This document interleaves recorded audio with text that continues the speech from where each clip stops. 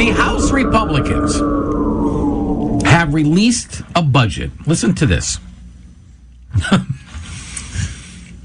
It makes you scratch your head because it's so good. And it'll never see the light of day. Democrats won't even look at it. But just bear with me. House Republicans last week released a budget that is $45.5 million under the spending cap for fiscal year 26.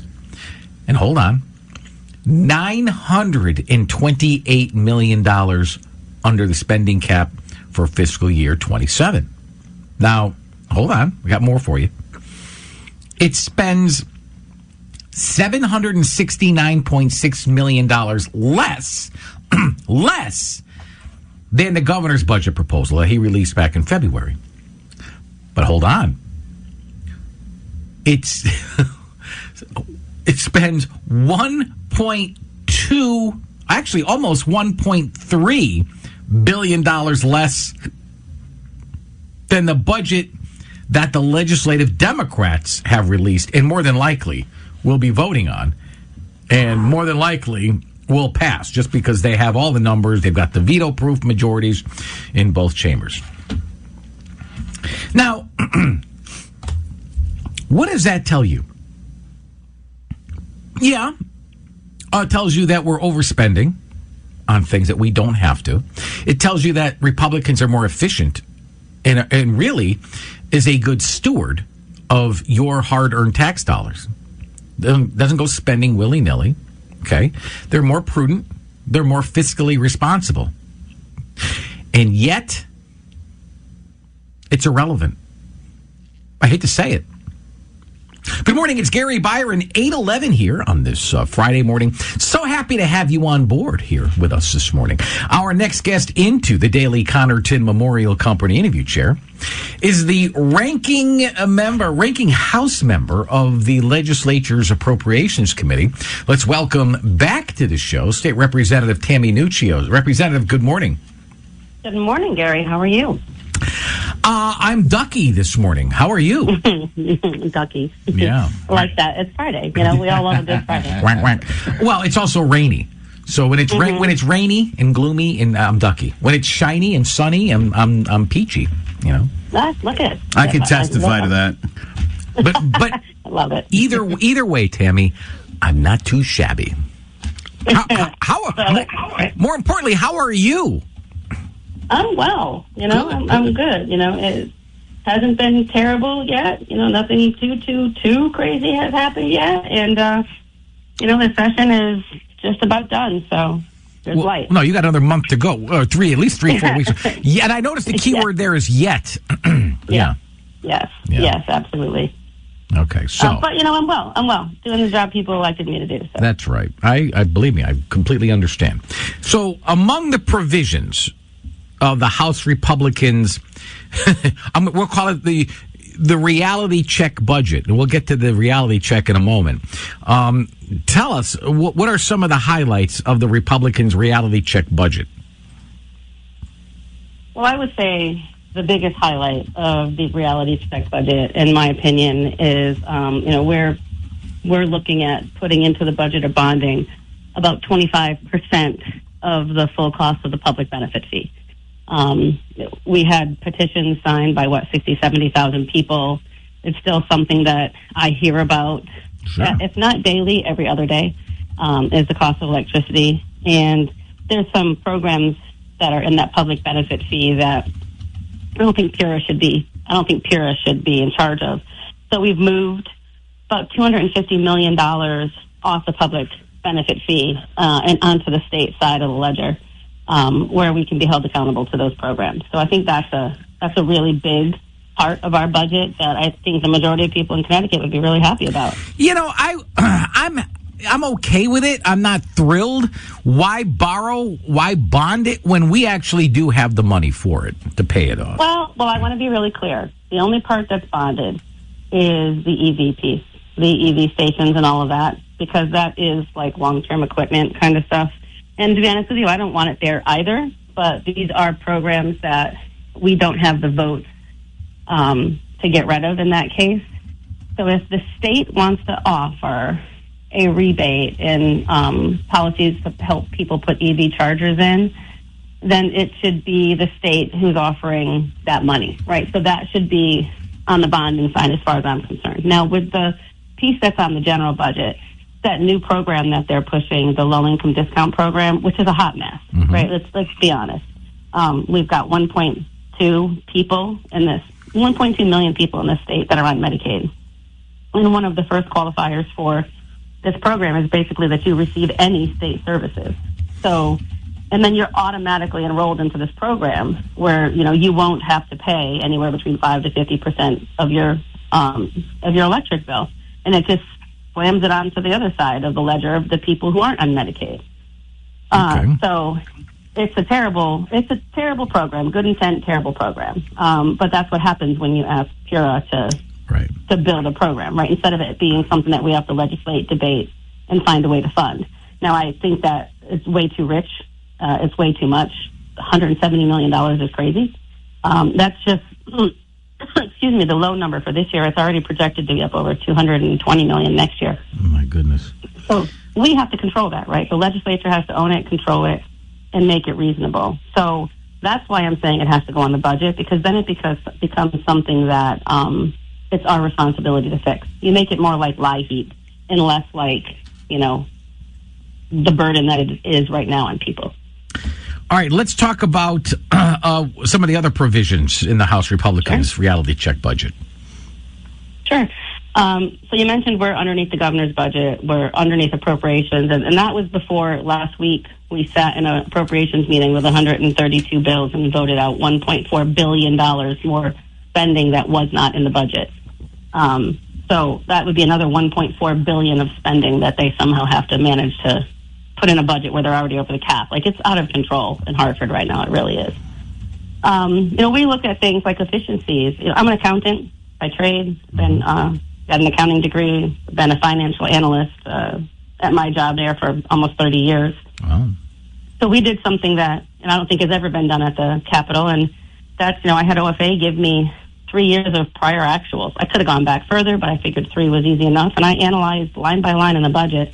And typically, we got about $300 million that we have in surplus on top of the revenue surplus, which then, leads into the whole waterfall thing. But we're over budgeting, we're overspending. So we looked line by line for where we could make historical lapse reductions, stuff like that. Saved us another 67 plus million a year, so 130 plus million on that.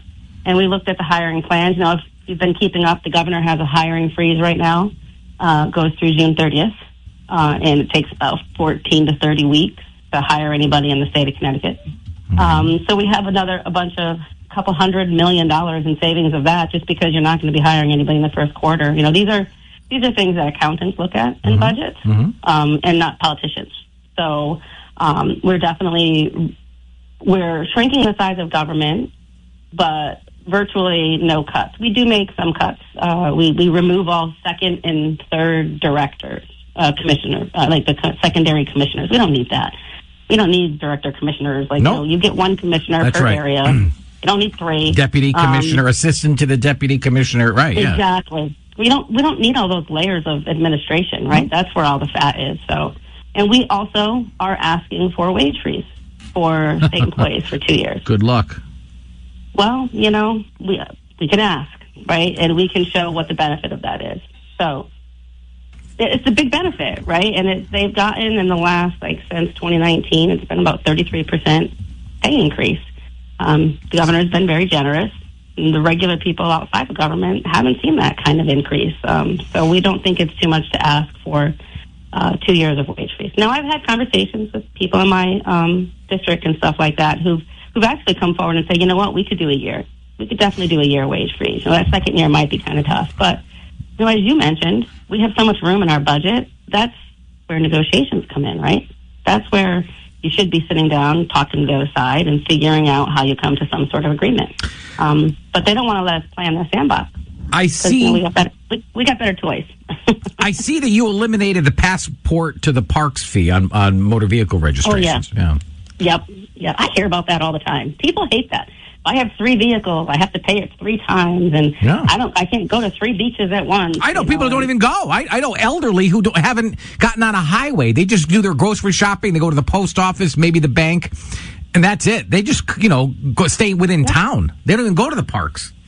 And we looked at the expenses in that line, too. It has ballooned. It's like almost $34 million that they're paying under there. They keep throwing stuff in there. It's like you find a little pit where you can get some money, and you just keep throwing crap in there until somebody gets so mad because it's overflowing into their yard that somebody takes notice. Well, I think it's starting to overflow. We're like $34 million in there, so we get rid of that. That 2-year wage freeze, by the way, that's a 33% salary. That's going to save, about $330 million over 2 years, right? Actually, it saves more than that, but that's the base. That's the salary piece is about $330 million, and then you have to add fringe benefits. So I sat down with OFA and had to explain my hiring plan and all this other stuff, and we said, okay, you need to make these adjustments, and this is how you do it. So it ends up being more than that when you figure in fringe benefits, because just the active employee, it's about a 35% fringe benefit number that comes along with that. So it ends up being a pretty freaking big number. Yeah, it looks like it. $137.5 million in Medicaid rate increases to support struggling healthcare providers. Talk about that. Yeah, so we haven't updated our Medicaid rates for some providers here since like 2007. And we hear a lot from the hospitals who are struggling that have high Medicaid populations, the specialty hospitals and stuff like that. Their rates haven't really been adjusted in a lot of years. So they're working off of 2007 rates. So we did a big Medicaid study. The governor actually had it done. I thought it was great. Other people didn't like it. But they looked at our Medicaid rates in comparison to our neighboring states in a state that looks like us, which oddly, for some reason, came up to be Washington, which I think is crazy, but whatever.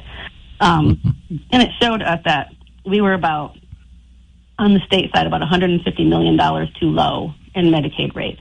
Now, we hear this from doctors and hospitals. A lot of people don't want to take Medicaid customers because the rates are just so low. So, the other side talks about Medicaid being a priority for them, but we actually prioritize it in our budget. The governor put in like $10 million in year 1 and $20 million in year 2, and the appropriations budget put $15 million in year 1 and $30 million in year 2. Well, we put about $38 million in year 1 and another $100 million in year 2 to get it done. Because this directly impacts accessibility of health care. It directly impacts our hospitals, our healthcare providers, and stuff like that. So, we're getting the job done, and they're talking about it. And you also support contributions to pensions and as well as debt in order to protect Connecticut's fiscal future. Yeah, we got to do that, Gary. I tell people all the time, my grandkids should not be paying for decisions that my grandparents made, right? Sure. We have to be responsible. We've got to pay our debts. And every time we pay down that pension, we get more money. I think in our budget, we adjusted it because the governor did that wonky thing with the $300 million that we don't do. We're not violating any of the caps. I think we get like $90 million in extra money in the budget by paying down the pension debt.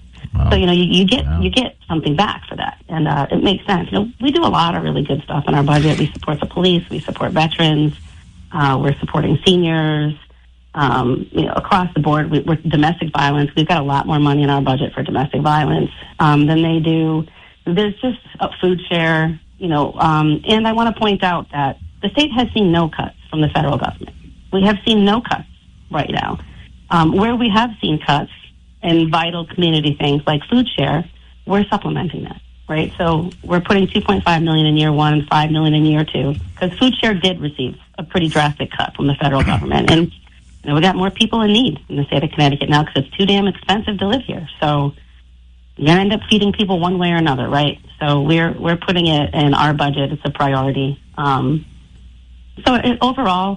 it's got a lot of really good stuff in it. I got to take a quick break here. I just want to, and I want to go a different direction. I just wanted to say that it's a almost $54.5 billion 2-year proposal that the Republicans put out.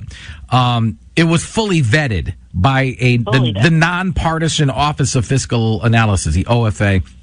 So just as we go to break here, just know that it was vetted, it was approved, it's lock, stock, and barrel and ready to go.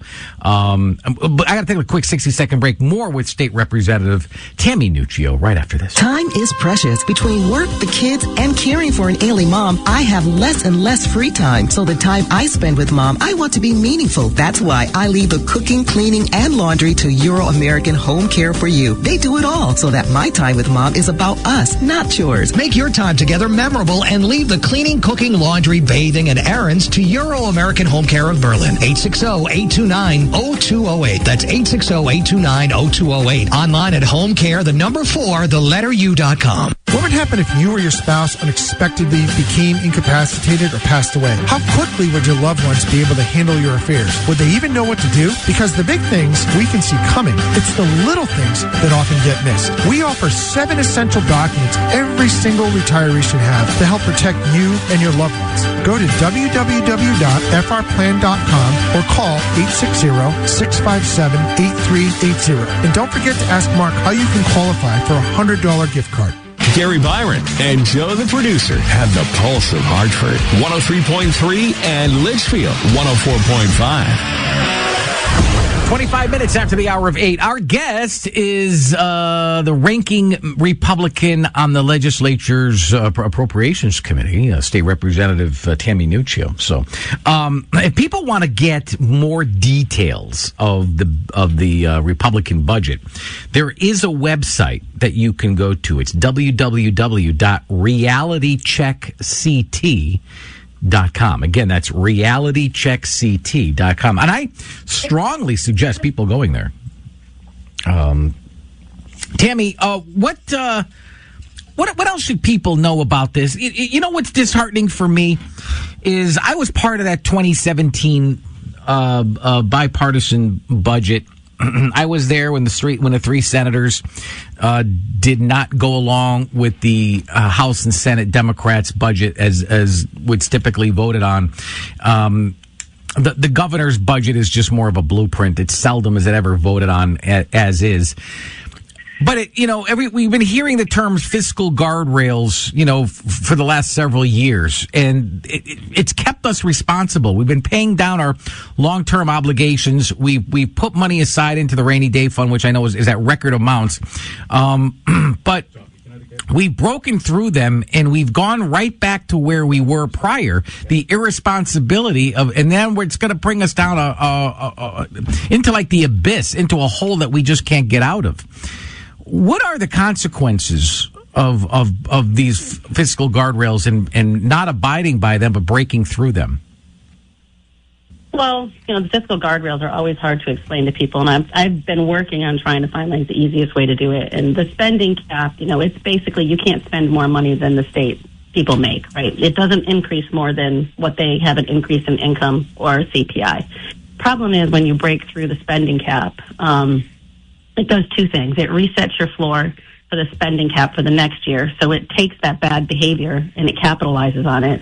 And more importantly, it creates an environment where you're just spending a whole lot more money than your people are going to end up making, which means, within a certain amount of time, you're going to have to raise taxes or you're going to have to make drastic cuts, which gets us back to 2016, 2017 when they had no money, right? So it's funny. It's like you get, you know how it is. You're home, your balance, your checkbook sucks. Okay, I got to stop eating out. I got to save money. And then, I got $20 in the bank. You go out and spend $100? Or, do you say, maybe I should spend 15 and keep 5? It's, the spending cap is a big one. That one, I think, is the most important thing is that the people of the state of Connecticut overwhelmingly voted for the spending cap. 82% of people that voted in that year said they wanted a spending cap. It got more votes than any elected official in the history of the state of Connecticut. For context, Lamont got 657,000 votes to win. 830,000 people said we want a spending cap. It is the top priority of the people of the state of Connecticut. It's just not the priority of the legislature. So there's consequences to that, though, isn't there? By breaking through them? Yeah, you basically have to declare an emergency. You need to have people vote on it and all of that. And you're taking money then from either the revenue cap or the volatility cap, however they're doing it. Yeah. The three caps that we have all have very different functions. All right. I've got to wrap this up. I just want to give everybody it's sad that it probably won't see the light of day, which is a shame. We're fighting for it. I know you are. But it's tougher this year than any other because of the veto-proof majority that the Democrats have in both chambers. Go to realitycheckct.com. Tammy Nuccio, thank you for your time this morning. I really appreciate it. We'll talk again in a couple of weeks and get us an update, okay? I would appreciate that. You got it. Have a good weekend. Open phones are next. I see 2 lines open. Fox News, I'm CJ Papa. Pope Leo XIV will be formally installed as Pope at a Mass on